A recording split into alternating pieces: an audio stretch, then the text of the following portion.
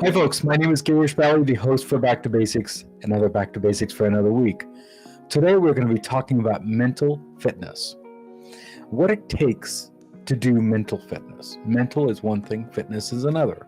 Or is it the same thing? You decide at the end of the episode. That's what we're going to be talking about today.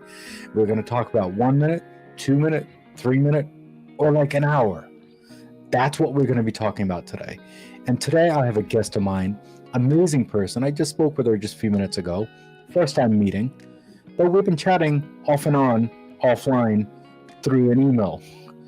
And her name is Sandy, and she's an amazing person. Let's go and chat with Sandy and see what does it take to make a way or balance out mental fitness. Sandy, how are you? And thanks for coming to Back to Basics. Oh, you're so welcome. I'm so pumped. I've listened to so many of your shows, and now I'm finally here. Woohoo! Awesome. Woohoo. Thank you so much for Sandy for coming on the show. Before we get into the mental fitness and all the stuff that we're going to be talking about and what is your life all about, what does Back to Basic mean to you?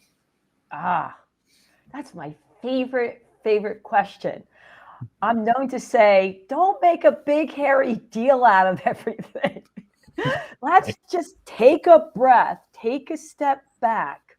I think so many times we think things have to be complicated to work. And I'm here to say, pish, pish, pish, pish, pish. It's those few moments we take every day, just a few moments, a minute here and a minute there, to decide how we're going to show up in the world in a positive, powerful mindset. And I spent my entire life teaching myself and others how to do that. Nice. Thank you so much, Sandy, for answering that question, and thanks for coming on the show. You know, very quickly, I asked you a question through the calendar, and I asked you, what does it mean? Can I just read what you just said? Sure. It is the little things that we do every day that makes a huge difference in our lives. Is that still the case for you? Yes. Matter of fact, we were talking about before the show, I love gardening, right? I love to go out there, get my hands in the soil. I even love weeding. Well, you know, because you're a gardener also, if you wait and let it build up, it could get overwhelming, right? Because but every day, if you just take a little bit of time that you carve out to pick the weeds and allow the other flowers to come through and change of season, it makes a huge difference. Yes. That's why I tell people it's great. It's great if you meditate for an hour and you work out for an hour every day, but that is not possible or not something everyone wants to do. I'm all about how you start your day. Those first 30 seconds before your feet even touch the floor, how you decide how you're going to show up in the day. That 1 minute that you take throughout the day to check in with yourself on, hey, where am I? What do I need? Is this where I want to take the rest of the day? And those little things can make a huge impact in your life. Yeah, Sandy, thank you again for answering that and making this show bright. Thanks to you for coming on the show. You know, before we start, the mental fitness and all the talks and what I'm going to ask you, where did this whole power are you getting? I mean, you seem very vibrant even on the videos that I've been watching from you and what you do. So where do you get the power from that, or where do you get the let's say? You know, Girish, since I was a little girl, every day I tapped into 3 different things to keep myself in a powerful mindset. Now, I didn't know it was going to become my life and my career. But when things would get so out of control, or I didn't even know how I was going to get out of where I was and my situation, I would think of one word. That's what I was saying about Back to Basics, just one word. And I would pick a word every day and I would focus just on that one word. It could be peace, calm, power, joy, love, whatever it was. And I would say, okay, I'm going to just take some deep breaths in and think of my word and what could bring me that. So for example, if it was joy, what can I do right now to bring me joy? And then I would check in with myself throughout the day. The second thing I did was movement. Now, I'd love to dance, but any kind of movement. So I would just move around, put my favorite jams on. It didn't have to be long, even just for a minute. And coupled with, okay, my word, it would really get me out of that state of, I can't see, how am I going to get over here? How am I going to get out of this difficult situation? And I know it seems so simple, but words, movement, and my third thing was laughter. Not that I would tell jokes, I wasn't that funny, but I would entertain myself and I would make light of everything. And those three things, movement, words, and laughter, I did for a minute here and a minute there every single day to imagine where I wanted to go in life. When everybody would tell me all the reasons why things couldn't happen for me, grew up in the projects, my mom spent about 50% of her life in mental institutions. So people thought the odds were against me. And I was like, okay, but I don't think that I have to just confine myself just because I'm growing up in the projects and my mom has major issues. Maybe there's something more for me. Maybe there is. And I would always look people in the eye, Girish, and say to them, whenever they tell me all the reasons it couldn't work out, I wouldn't get to college, this, be happy to graduate high school, I'd say, are you sure? Are you really sure? Because I'm going to happen to life. And I would just keep saying that over and over. And I do believe there was a universal force. I wasn't sure what it was, but something bigger than me that was going to help and guide me. But Sandy, thank you again for that. Is it because you were thinking out of the box versus the people around you were thinking in the box, you think? You could call it that. I was calling it survival mode. So, you could go either way. My situation was so bad that that's the only thing I could think of to do to escape. Do you know what I mean? What was going on, because it was that bad. And all I know is when I did the words, the movement, and, would tell jokes to myself, I felt better. And I didn't know why, Girish, but I do know that when I would do that, even just for a minute, it was easier for me to imagine how I was going to go to the next step. How was I going to graduate high school? How was I going to get that job? How was I going to win that dance competition?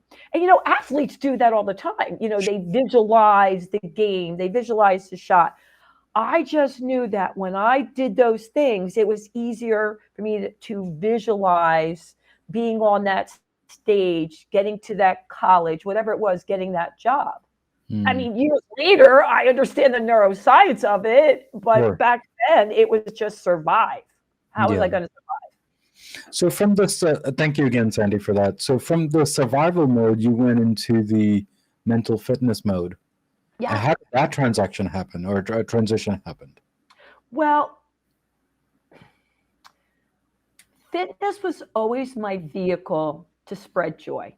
So I loved when I could get my clients in shape. I owned health clubs my whole life, and I trained a lot of different professional athletes and, the who's who and moms and dads. I was lucky enough to train the most amazing people. And I was fortunate enough that most of them got the results they wanted. And I didn't know at the time why. I just knew I was there to serve them. I wanted them to get results, and I would do anything to get them there. What I didn't know is, because it was just happening, I didn't know why, but I was getting inside their minds to figure out what made them tick, what made them work, to get underneath, besides just the surface fitness, of what was going to bring them happiness. And it just kept snowballing that my clients were getting such great results and they had such belief in me that it led me to my journey of having health clubs and everything else I've been successful at. But it wasn't like I said, ooh, I'm going to be an entrepreneur, or, hey, I'm going to study mental fitness. I just realized through trial and error. And then, of course, I went back to get educated in it, how the body and mind were working together. It just, people say there's book smart and there's street smart. For me, it was watching it. It was my life. I could see, if I did this, oh my gosh, it works. And that doesn't work. So it was me being in the trenches to go, wow, I might be onto something here. But I didn't know what it was at the time. I just wanted to spread joy. The way I'm sounding it or I'm hearing it, it's more trial and error, how it kind of happened for you, yes, right? Absolutely. And the trial happened kind of a success way, kind of, for you, in a good way, obviously. Yeah, right? and people always say to me, how did you meet the right people? How did you get the backing? And this is what I'm talking about, basics. I did everything, no matter what job I had, I gave it my all. So whether I was pumping gas or waitressing, I wanted to be the best I could be. Sure. I wanted to be there for the people. I mean, if I was pumping your gas, I was going to do the best job possible. If I was waitressing, I was going to do the best job possible. If I was training you, I didn't care who you were. I wasn't there to get something from you. I was there to give, and help you reach your goals. And people see that. People can see you're authentic. They can feel it.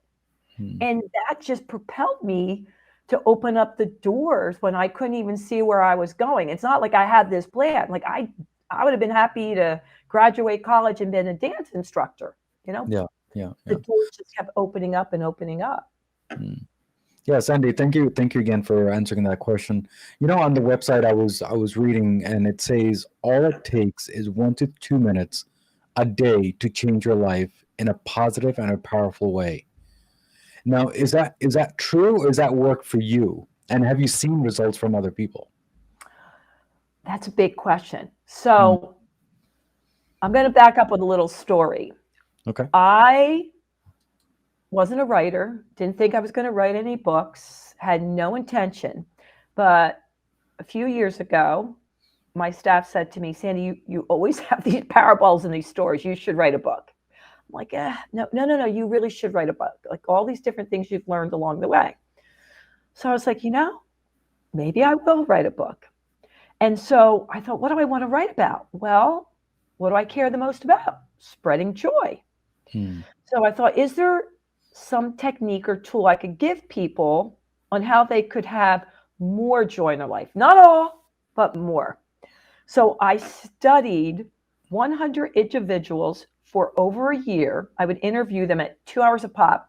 And I say, if you let me study you, I'll train you for free or give you a free membership to my gym. And they're like, okay. So I studied people that I thought exuded pure joy, that felt really worthy of getting all they wanted in life, coming from a loving space. And they were everyone. I mean, like I said, moms, dads, CEOs, athletes, all over the place. And I studied them, and I couldn't see, crapola. There was nothing they had in common. But then one of my colleagues came along and said, Sandy, don't you see it? I'm like, what? Look at the pattern. And here's the secret sauce. Every single one of them, whether it was just a few minutes every day or an hour or two, before they went out on the world, they did something to get them into a powerful headset. Some meditated, some worked out, some journaled, some played the piano, listened to jazz music, made muffins, pet their dog. It didn't matter. But they all knew that there was nothing more important than how they were going to show up in the world. Okay, now I got that. So then I thought, well, maybe I could create a book or a journal to help people, guide them to get into the headset. So then I had to reach out, Girish, to what I call the powers to be. And I was fortunate enough that one of my health clubs was right down in Philadelphia at 19th and Market, and I had a huge conference area. So I gathered positive psychologists, gurus, neuroscientists, exercise physiologists, nutritionists. I put them all in a room, and I'd say, hey, do you think it's possible that we could create something to get them in this headset? And we came up with what was called the game plan, which, goal, action, motivation, energy level. And I went out now, Girish, for the next year, and I did something that took 5 minutes. And I went to highly motivated people, and I said to them, all you have to do is take 5 minutes a day, fill this out, let it prompt you, and pick one area of your life that you want to up level or is not going well. So if you're doing great with body health, then pick money, career, or love, relationships, one of 3 areas. So I did that for another year, and it flopped. It failed. One person did it. One person. So I go back to my powers that be, and one of my professors says to me, well, of course it failed. I go, what? Nobody's going to do anything that they already don't believe works for 5 minutes, even if you tell them it's going to improve their life. It has to take, this is where he says, it has to take 1 to 3 minutes. Then they'll do it. I'm like, why didn't you tell me? He said, you had to find it out for yourself. Okay. But is there a difference between the 5 minutes and the 1 to 3 minutes? Yeah, he said mentally, people will take 1 minute to 3 minutes if they're not sure yet. They don't have the belief system. They don't have the habit.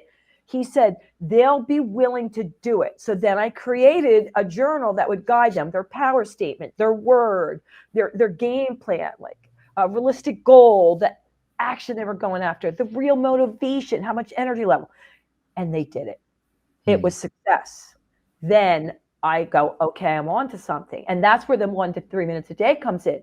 It's not about what you do after that, Girish, because you might decide, hey, I'm going to do this workout every day for 20 minutes, for 15 minutes. I'm going to meditate for 5. I'm going to meditate for 45 minutes. I'm going to call this person to go after this job. I'm going on this date. But because you took those few minutes to set your head in your game plan on how you want to show up for life, then you're taking action from that. That's why I say to people, okay, I know you don't have a lot of time, but all I'm asking you to do is just take 1 minute to 3 minutes. Even if you forget to write it down, think about it in the shower, in the bathroom, like while you're driving your car. Take 30 seconds before your feet hit the ground and pick one word of how you want to show up in the world. And then every hour check, say, ooh, am I coming from ease and flow? Am I coming from hour? It's not a lot. That's why I'm saying when you said, oh, come on the Back to Basics show, I'm like, I am so about this because it's not complicated. It's consistency. It's those little things that you might, like I said, take more action from there, but nothing matters more than where you're taking that action from. Where is your head? Are you coming from frustration, anger, hate, which we all have, jealousy, and it's fine, but you might want to wait until that passes and then go forth and conquer. Yeah. Thank you again, Sandy, for explaining that. All the people that you have talked to and put and dissected it into your book, what are the common things that you have actually noticed that people were struggling with? Was it weight? Was it money? Was it fitness? What was it? Or is it all three? Well, it's evenly all three. It was body health. That's why I put it down. Like it was their body, their health. I mean, huge with weight, but also health, health issues. And then the money, career. I mean, it was right. I mean, they're right there. And then love, relationships. Those were the top three. I mean, you can break them and dissect them out, but it kept coming up again. And the biggest thing is when they got really down and honest with themselves, they didn't feel worthy of it. It didn't matter. Like you might say, okay, you're really great with maybe money, career, but we all have an area that I call as our sticky wicket that we have to work on. And it could be love, relationships, but that area that is your sticky wicket that you want to up level or that you might have more anxiety and stress over, a lot of times you don't feel like you're good enough or you're worthy of having it when you got down really honest with them. Yeah, Sandy, thank you again for all this. And I've actually seen you in other platforms, and it seems like you've done a lot. And you're doing a podcast too. Yeah. Can you explain how that podcast also started too at the same time? Do you believe I've been doing podcasting for over 10 years? Wow. So I was doing it when I owned I sold my health clubs in 2019. I was doing it because I wanted to meet awesome, incredible people that were making a powerful difference in the world. So I was like, how can I meet them? I'll start a radio show. I'll start a podcast. So that's how it came about. So I can meet people doing tremendous things around the world. I had no idea podcast was going to take off to this level. Crazy. Yeah, thank you so much for that. And the reason why I brought you here is because you're the seasoned podcaster. And I said, I need to bring you in and pick your brain and all the stuff that you do on top of that. So thank you again for coming on my show and making this brighter for me. But Sandy, before you leave today, do you have any last words for all my viewers and my listeners? Yeah. And how is your journey on Back to Basics too on top of that? Okay. I want to add one thing in about podcasting that I think is the biggest thing ever to be successful. Listen. A lot of people that are hosts, they already have their questions lined up and they know what they want to get in. But the biggest thing you can do is actually listen to the guest and then play off that. Yes, you have things you want to get in. But the one comment I always, as much as I like to talk, is that I was able to truly be present and listen. And I felt that from you. So that made me really, really happy. I felt like you were truly listening to what I had to say. And that makes me feel really comfortable. But for a lot of people, that's just not easy. Not that they don't care, but they're concerned about, how am I going to sound and what's coming next? So, and then for your listeners, just have fun, enjoy yourself, lighten up on yourself. There's so much fun things you could be doing and enjoying if you just let go to let in. I know it's easier said than done, but trust me, it's not when you get that successful book or podcast or job or meet that person. You are worthy of life's joy, peace, and love right now. If I could just drill that in your head, that would be awesome sauce. Yeah. Sandy, thank you again. And thank you for the kind words. And thanks for coming on my show, making it so bright for me.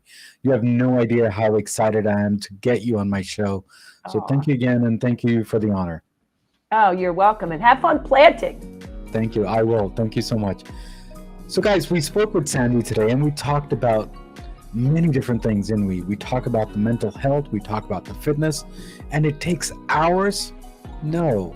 It takes 1 to 3 minutes, and that's all we care about. And the 3 words that she has mentioned during this episode, and I'm pretty sure everyone heard this, and the 3 words are words, laughter, and movement. Depending on how you say it, what you say, and what movements you do, it makes a big difference. As usual, as always, there's a quote of the day from Back to Basics, and hopefully my guest will like the quote. The quote is, "Movement is a medicine for creating change in a person's physical, emotional, and mental state." Guys, take care. God bless. Thank you for subscribing to Back to Basics. And remember, what do I always say at the end of the episode? Everything in life goes back to basics, and that's what we did today, guys. Guys, take care. God bless. And keep on commenting on all my episodes because it makes me stronger day by day, week by week. By getting your comments, it makes me stronger. And the 3 things, according to me, the episode is always a hit for me, which is the content, the guest, definitely the guest, and definitely the host. Guys, take care. God bless. And I will see you next time on Back to Basics. Take care. God bless. Next week's episode on things that have been very challenging. I certainly have written about my own life experiences that I have found challenging. And it's through my own journey that I'm able to write from those experiences and share them with people, because I think that once you shine a light on them for yourself, you have not only answers for yourself, but you can share those with other people. Yeah, thank you again, Aura, for answering that question. But let me ask you this. I went to your website and it actually says that you're a thought coach. So first of all, before you answer that question,